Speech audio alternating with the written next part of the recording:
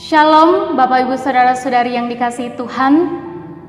Saya tetap senantiasa berharap bahwa Bapak Ibu Saudara-saudari semuanya tetap sehat-sehat dan selalu dalam lindungan Tuhan. Hari ini kita kembali merenungkan firman Tuhan yang kali ini terdapat dalam Yohanes pasal 14 ayat 15 sampai ayatnya yang ke-21. Bapak Ibu Saudara-saudari yang dikasihi Tuhan, ketika seseorang mengetahui bahwa ia akan pergi meninggalkan orang-orang yang dia kasihi, orang seperti ini atau orang yang mendapatkan kesempatan untuk tahu kapan ia pergi, pasti akan menggunakan kesempatan itu untuk memberikan pesan-pesan terakhir, untuk memberikan wejangan, untuk memberikan pesan terakhir yang dapat menguatkan, yang dapat menghibur orang-orang yang akan ia tinggalkan. Begitu juga yang terjadi pada Tuhan Yesus. Tuhan Yesus tahu bahwa akan datang saatnya secara fisik ia tidak bersama-sama lagi dengan para murid, juga para pengikutnya. Pada saat itulah Tuhan Yesus memberikan pesan-pesan terakhir untuk menguatkan dan meneguhkan para murid yang akan berjuang untuk melanjutkan karya Tuhan dalam dunia. Teks yang menjadi sumber bacaan kita pada saat ini, yakni dalam Yohanes pasal 14 ayat 15 sampai 21, merupakan salah satu bagian dari pesan-pesan terakhir yang diberikan Yesus kepada para murid. Perlu kita pahami juga bahwa para murid juga sudah menerima pemberitahuan tentang kematian Tuhan Yesus. Tentu pemberitahuan ini menghasilkan kekhawatiran, menghasilkan kegelisahan dalam diri para murid. Mereka tentu khawatir apa yang akan terjadi pada mereka ketika Yesus akan benar-benar meninggalkan mereka. Mampukah mereka melanjutkan karya dan pelayanan mereka bila Yesus tidak ada bersama-sama dengan mereka? Kekhawatiran dan kegelisahan seperti inilah yang menyelimuti para murid. Oleh karena itu, ketika Tuhan Yesus memberikan pesan-pesan terakhirnya, Tuhan Yesus memberikan penguatan bagi mereka. Yang pertama, dalam perikop yang pertama, dalam pasal 14 juga perikop sebelumnya, Tuhan Yesus memberikan pesan agar mereka jangan sampai gelisah, agar mereka tidak gelisah, tidak perlu khawatir, dan bahkan Tuhan Yesus berkata, Tuhan Yesus menyediakan tempat bagi mereka yang percaya kepadanya untuk dapat tetap dekat dengan Bapa. Nah, pada perikop yang menjadi sumber bacaan kita pada hari ini, Tuhan Yesus juga masih memberikan penguatan. Namun kali ini penguatan yang diberikan Tuhan Yesus diberikan melalui suatu janji.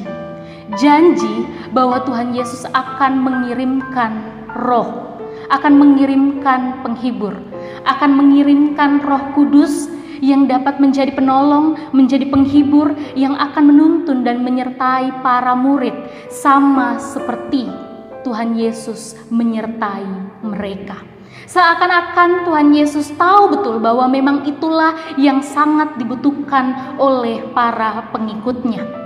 Ia tidak akan membiarkan kita merasa tertinggal. Ia tidak akan membiarkan kita merasa terlantar. Ia tidak akan membiarkan kita merasa seperti kita sudah tidak punya siapa-siapa di dalam dunia. Tetapi ia justru memperhatikan kita. Ia memperhatikan apa yang kita butuhkan untuk dapat menjalani kehidupan kita dalam dunia. Oleh karena itu Tuhan Yesus mengirimkan Roh Kudus yang mampu menolong, menguatkan, dan berdiam di dalam diri kita. Yesus sangat mengasihi kita sehingga ia mau mengirimkan penghibur, ia mau mengirimkan penolong atau mengirimkan Roh Kudus untuk kita. Namun Bapak Ibu Saudara-saudari yang dikasihi Tuhan, sebelum Roh ini diberikan kepada kita, ada satu hal yang Yesus harapkan daripada kita, yaitu agar kita mau mengasihi Yesus melalui melakukan perintahnya.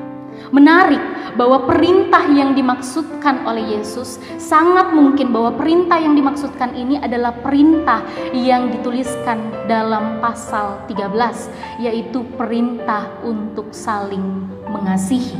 Dan kita tahu bahwa di dalam kehidupan kita sebagai umat manusia, saling mengasihi ini adalah kekuatan terbesar yang dapat dilakukan oleh manusia bersama-sama untuk menghadapi setiap tantangan-tantangan besar yang terjadi di dalam kehidupan kita di dunia.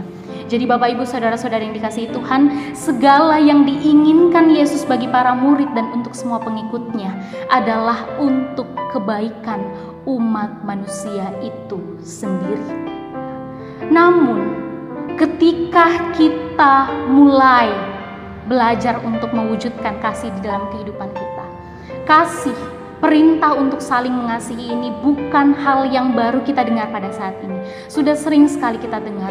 Tetapi ketika kita berusaha mewujudkannya di dalam kehidupan kita, ada banyak sekali benturan yang menjadi tantangan kita. Seringkali kita akhirnya berhenti dan berakhir dengan jawaban seperti ini. Alah, orang ini adalah orang yang sangat menjengkelkan. Bagaimana mungkin bisa dikasihi? Orang ini adalah orang yang tidak pernah melakukan satu kebaikan pun kepada saya. Jadi bagaimana mungkin saya bisa mengasihi orang ini? Alasan apa yang bisa membuat saya mengasihi orang ini? Atau mungkin kita berkata, orang ini adalah orang yang pernah menyakiti saya berulang-ulang kali. Bagaimana mungkin saya bisa mengasihinya? Kita sangat memahami satu sama lain bahwa meskipun kita terus-menerus belajar tentang kasih, meskipun kita sudah sering sekali belajar hidup dalam kasih, tetapi kita masih belum memahami kasih seperti apa yang perlu kita wujudkan di dalam kehidupan kita, atau kasih seperti apa yang Yesus telah berikan, curahkan, limpahkan di dalam kehidupan kita. Kasih yang Tuhan Yesus berikan kepada kita bukanlah kasih karena. Saya sering sekali membahas tentang hal ini, bahwa seringkali kasih yang kita lakukan, yang kita maksudkan di dalam kehidupan kita itu sebenarnya ada dua jenis kasih. Kasih karena dan kasih meskipun. Tuhan Yesus mengasihi kita dengan kasih meskipun. Meskipun kita berkali-kali melakukan dosa, meskipun kita tidak sempurna, meskipun sampai saat ini kita masih sering gagal mewujudkan kasih di dalam kehidupan kita, kita masih dikasihi. Kita dikasihi bukan karena kita lebih baik daripada manusia yang lainnya. Kita dikasihi bukan karena kita lebih unggul, bukan karena kita mempunyai kemampuan khusus atau keunggulan yang khusus. Tetapi kita dikasihi oleh Tuhan.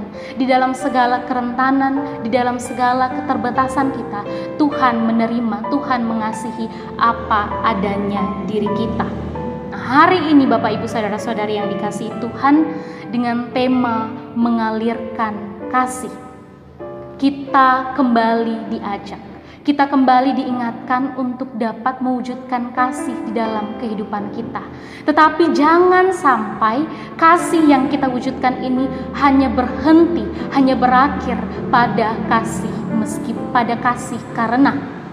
Tetapi biarlah kita mampu mewujudkan kasih meskipun saya susah, meskipun saya menderita, meskipun saya telah disakiti, meskipun orang-orang ini telah menyakiti saya masih mau mengasihi. Saya mau menyatakan kasih Tuhan kepada orang banyak sebagaimana Tuhan telah menyatakan kasih-Nya di dalam kehidupan saya, di dalam kehidupan kita. Dan kita tahu bahwa Roh Kudus, Roh yang dijanjikan Tuhan kepada kita, menjadi penolong yang hadir di dalam kehidupan kita, memampukan dan menguatkan kita untuk senantiasa hidup di dalam kasih Tuhan.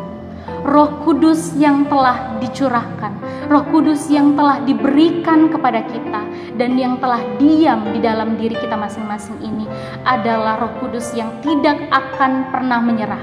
Ia tidak akan pernah menyerah untuk terus menolong dan diam di dalam kita.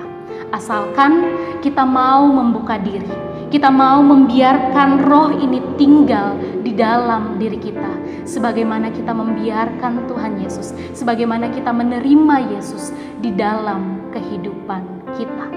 Kiranya Roh Kudus memampukan kita semua untuk dapat mengalirkan kasih Tuhan kepada setiap orang yang kita jumpai di dalam kehidupan kita. Terpujilah Tuhan. Haleluya. Amin. Saat teduh bagi kita semua.